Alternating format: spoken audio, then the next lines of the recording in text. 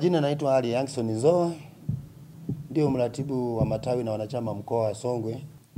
Sisi kama wanayanga, mnamo tarehe 8 mwezi wa 3, TFF na bodi ya ligi waliahirisha mechi pasipo kufuata kanuni. Tukio lile limeleta adha kubwa sana kwa wanachama, mashabiki na wapenzi wa Yanga. Ukizingatia hasa sisi tuliotoka mikoani, tulitumia gharama kubwa mno, nauli, kwenda na kurudi, kulala, kula, kitendo ambacho bodi ya ligi hakikutendea haki kabisa. Waliahirisha mechi kama wao wanavyotoka tu ndani, wanafikiria wote wanatoka ndani mwao na kwenda kuahirisha mechi kwamba hatutaathirika. Lakini sisi kama wanayanga tuliathirika. Tunachukua maamuzi ya kuwaunga viongozi wetu wa Yanga. Rais wetu Engineer Hersi na kamati tendaji pamoja na bodi ya wadhamini ya wazee wetu wote, tunawaunga mkono. Ile mechi sisi nasema haitachezwa tena. Tulishamaliza tarehe 8 kwa sababu kanuni zote tulizifuata, tulienda hadi uwanjani, ila wao waliahirisha mechi bila kufuata kanuni. Baada ya kuahirisha mechi, pia rais wa TFF ameendelea kufanya vitu vya ajabu sana ambavyo havivumiliki. Anamtukana, anatoa maneno ya kejeli kwa rais wetu ambaye sisi tumemwamini, rais wa Yanga. Kitu ambacho yeye ni rais wa TFF. Timu zote ni zake, ilipaswa atulie, afate maamuzi. Tunasema hivyo kwa sababu Simba wameandika barua usiku wa manane. Kamati ya masaa 72 imekutana asubuhi. Na tiketi zimeendelea kuuzwa mpaka saa 7 mchana. Na mimi nikiwa shahidi na nimetenda dhambi ya kuhamasisha watu wakate tiketi, nilikuwa kule. Kwa hiyo tiketi zimeendelea kuuzwa, mechi inakuja kuahirishwa saa 8, kitu ambacho sio sahihi kabisa. Maazimio yetu, tunaomba bodi ya ligi, hatuna imani nayo, wajiuzuru.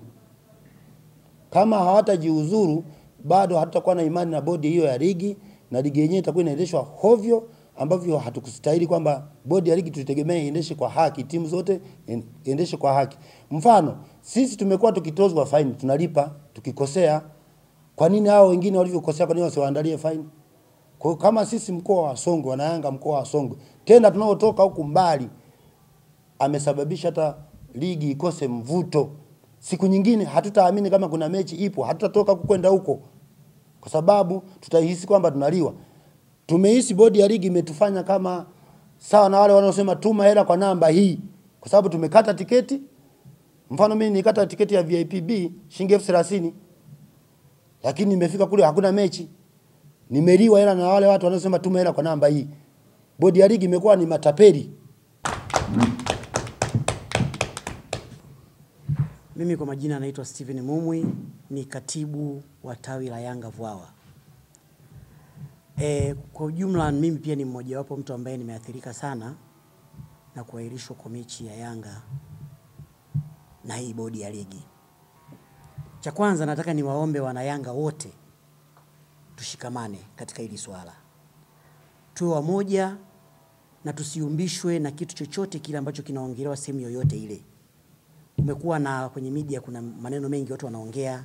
Kuna baadhi ya watu ni wana Yanga wanavishwa jezi, sio wana Yanga wanavishwa jezi za tofauti, afu wanaongea maneno ambayo mengine hayafai kwa kutaka kuwavunja viongozi wetu moyo.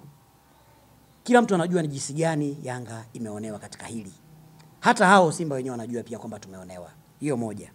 La pili, nataka nizungumzie kuhusiana na bodi. Ukiingia kwenye media sasa hivi ukianza kusoma mwenyekiti wa bodi pamoja na viongozi wengine mle, vitu wanavyoviongea ni vya kubabaisha tu. Mara wanaomba busara, wanaomba hekima, wakati miongozo yote wanayo na kanuni wanazo, lakini yote hawataki kuifuata. Bali sasa hivi wameanza kuongea vitu ambavyo vinawatia aibu. Na jinsi gani vinawatia aibu? Wewe fikiria mwenyekiti wa bodi anafikia hatua ya kuongea.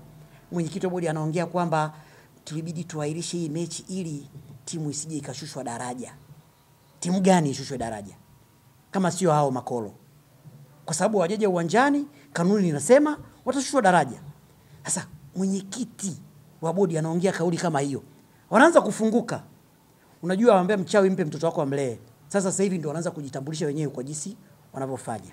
Lingine La mwisho ambao nataka niliongee ni kuhusiana na Karia.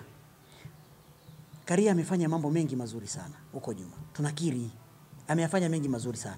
Lakini ana kitu kimoja ambacho kinamvuruga kichwa. Kiburi cha madaraka. Kulikuwa na watu wanaitwa kina mzee Ngonya. Walikuwa na viburi hivyo hivyo. Akina Malinzi walikuwa na viburi lakini walitoka. Sasa huyu ameshafikia hatua ya kujiona kwamba yeye ni Mungu mtu. Na leo tena huko Tanga amewashutumu nyinyi wanahabari media. Kawageuka na nyinyi. Sasa huyu mtu inabidi aambiwe ukweli. Tena naomba nyinyi wenye media ndio mumuandike kweli, mumueleze ukweli, ajitambue kwamba anachokifanya sicho. Mimi nashangaa pale naibu waziri sijui kwa nini akumchomekea hiyo kitu kwamba umeteleza. Kwa sababu huwezi kuongea kitu kama hicho, ameshakuwa na kiburi kilichopitiliza. Na tunataka hatumbembelezi. Kuna watu baadhi ya wanayanga wanamuomba eti tunakuomba uombe msamaha. No! Hatumuombi. Akitaka aombe msamaha, hataki aache. Sio kwenye saumu. Yuko kwenye saumu. Unaona pale amevaa baragashia na kanzu. Sasa kama saumu yake ataitendea haki vile kwa kutokuomba radhi, sawa. Lakini mdomo wake aushike vizuri, maneno anayosema sio mazuri. Awe na busara, yeye ni kiongozi, ni rais wa mpira Tanzania. Lazima uwe na busara. Mimi nafikiri hana mshauri mzuri. Asanteni kwa hilo. Naitwa Royd Mkisi, mwenyekiti wa tawi la Yanga Mlo. Zamani tulisema hakuna imani kwa sababu kila mtu alikuwa anaamini kwamba pengine labda viongozi wanafanya kwa bahati mbaya. Lakini baada ya matamko sasa kwanza ya rais wa TFF pamoja na mwenyekiti wa bodi ya ligi, imekuwa sasa sio kwamba hatuna imani, kwa sababu kutokuwa na imani ndio jambo ambalo unakusudia. Yaani unakuwa na viashiria vya kuhisi huyu mtu anafanya vibaya labda pengine hajui. Ndio kutokuwa na imani. Sasa hivi sio imani, sasa ni jambo liko wazi kwamba wameshindwa kuendesha mpira kwa mujibu wa taratibu ambazo kama wana mpira tumejiwekea. Na likaja jambo la watu kujiuzuru. Nataka niseme tu ndio waandishi wa habari, jambo la kujiuzuru ni heshima na ni utamaduni wa mtu mstarabu na mzalendo. Hata viongozi wa serikali, mimi nakumbuka kuna kipindi fulani waziri wa Maliasili amejiuzuru kwa sababu tu baadhi ya maaskari wameenda kushambulia watu raia na kuwatesa. Amewajibika kwa sababu ya nafasi yake ya madaraka. Unakuwa responsible kwa position yako ya madaraka. Hiyo ndio heshima. Kwa hata Yanga waliposhinikiza viongozi kujiuzuru walikuwa na maana ili imani irudi tena. Sasa wamefanya makosa ya wazi kama mwenzangu alivyosema. Watu wanatamka matamko hadharani. Alipokuja rais, tulitegemea rais wa TFF. Kwa kuwa watu tuliumizwa, watu wametumia gharama za mechi, watu wamesafiri. Tena sio Simba, sio Yanga tu, hata Simba. Tutegemea kiongozi mkubwa wa mpira wa nchi, Rais Karia, angeweza kuomba radhi wa Tanzania na wapenda michezo. Na sio Tanzania tu, tulishuhudia mpira uliopita, tulikwenda na nadhani mwenyekiti wangu anakumbuka. Tulikuwa na watu wengi Uganda, Kenya, nchi zote hizi zinazozunguka Afrika.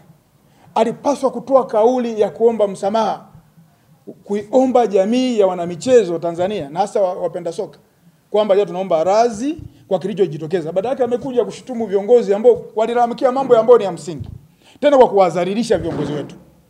Na ndio maana tunaungana na kauli ya mwenyekiti wetu hapa na wanayanga wenzetu kwamba kwa kanuni hatuna nafasi ya kucheza tena mechi tarehe 8. Amekuja mwenyekiti wa bodi ya ligi juzi anasema mechi iliahirishwa ili kuondokana na shida ya Simba kushushwa daraja. Kwa anakiri kabisa kwamba kama kanuni zingefuatwa maana yake ni kwamba Simba angeshushwa daraja. Na anasema tutumie busara. Lakini pia lazima tukubaliane hivi busara ni nini? Unajua busara tunatumia tofauti Busara ni kama zile, kwa mfano Simba alikuwa anacheza na Azam. Uwanja wa Simba mwenyeji ni wa KMC. Simba akaomba Azam kwamba yeye tunaomba sasa kwa sababu mashabiki ni wengi. Na Azam na Simba wanapocheza, ile ni dabi ndogo. Tunaomba busara itumike, tutumie uwanja wa Mkapa badala ya uwanja wa KMC kwa sababu uwanja wa Mkapa ulikuwa unafanywa tayari marekebisho. Zile ndio busara. Lakini sio busara ya watu umewaumiza, wamesafiri, unasema tutumie busara. Yaani tutafika mahali tunachoona sasa tunakoenda, tunaweza tukaambiwa Yanga mmechukua ubingwa mara 3 mfululizo. Tunaomba tumieni busara na wenyewe Simba wachukue kidogo. Yaani ndio busara ambayo wanaitafuta TFF. Busara ni kitu ambacho kina mazingira yake na kina mipaka yake. Huwezi ukaumiza watu kiasi hiki, hapo unasema tunaomba tu tutumie busara, na kwa sababu tumezoea. Mara nyingi Yanga imekuwa kama timu ya kijamii, ni timu ya watu. Rais wetu mstarabu, mzalendo, amekuwa akihusika kila eneo, lakini wanataka kutumiza kwa namna hiyo. Busara haiko hivyo. Naitwa Daniel Mwakitalima, mjumbe tawi la Vwawa. Nakuja kwenu kutoa dukuduku langu. Sisi kama wanayanga tawi la Vwawa au wanayanga mkoa wa Songwe kwa ujumla, tunasema mechi haichezwi. Kwa nini nasema mechi haichezwi?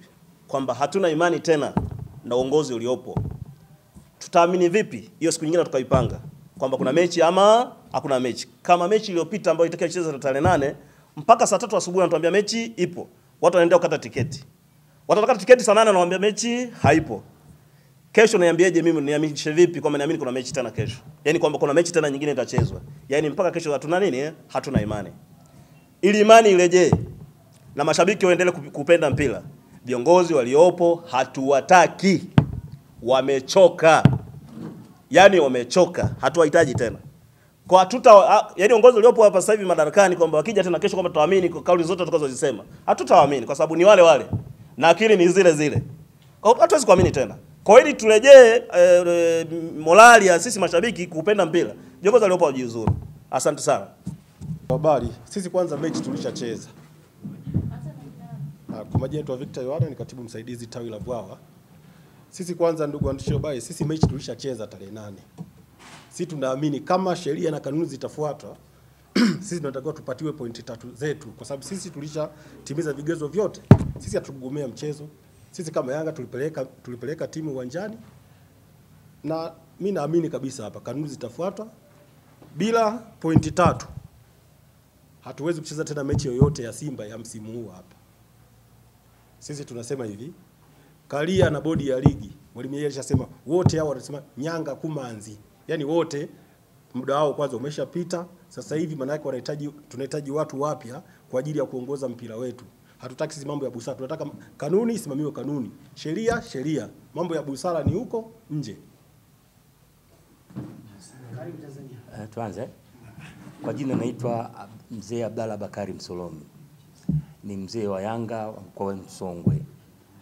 Mimi sitaenda mbali sana, sitakuwa na mengi sana ya kusema. Ila langu la muhimu ni kuwaunga wazee wenzangu wote Tanzania wenye misimamo kama iliyotolewa na wazee wa makao makuu. Yanga haitakuwa na mchezo wa dabi tena. Na hili ni la msisitizo. Tunamaanisha kwamba hautakuwepo mchezo. Labda tu kwa umri na uona hapa wengi bado ni vijana wadogo. Yanga ni timu ya msimamo. Nakumbuka mwaka 79 ilifukuza first 11 yote akiwepo Sande Manara Computer, Jela Mtagwa huyu aliyewahi kuwa mwenyekiti wa TF, Leo Gatenga aliyewahi kuwa kiongozi wa TFF. Walikuwa katika form vibaya mno na ndio iliyopelekea hata kwenda kuundwa pani. Kwa hiyo Yanga ni timu ya msimamo. Wasifikiri labda pengine kuna mabadiliko atakayobadilika. Mimi kwa jinsi ninavyojua Yanga, hiyo dabi haitakuwepo. Lakini lingine ni kwamba ni kuhusu bodi ya ligi. Sasa sina hakika watu wanapatikanaje. Maana nimesikia vyombo vya habari kwamba ni timu zilihusika kuwapata na nini, lakini kwa mujibu wa maelezo kamili niliyoyapata mimi ni kwamba wale wanateuliwa na TFF. Kwa hiyo vilabu vinaitwa kwenda kuidhinishwa na kukubaliana na yale walio yaweka. Sasa kama swala ni hilo, mimi nafikiri kuna makosa makubwa sana yanafanyika.